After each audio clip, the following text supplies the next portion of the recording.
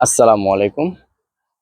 আপনারা যারা বিদেশে পড়তে আসতে চান বা উচ্চশিক্ষার জন্য বিদেশের বিভিন্ন দেশে যেতে চাচ্ছেন বা আসবেন ভাবতেছেন, আপনারা ইউরোপের বিভিন্ন দেশে যারা আসতে চান, তারা আসার আগে একটা প্রশ্ন সবসময় করেন, ভাই কোন কাজটা শিখে গেলে বা কি কাজ শিখে গেলে ওইখানে গিয়ে তাড়াতাড়ি জব পাওয়া যাবে বা কোনো কাজ স্টার্ট করা যাবে।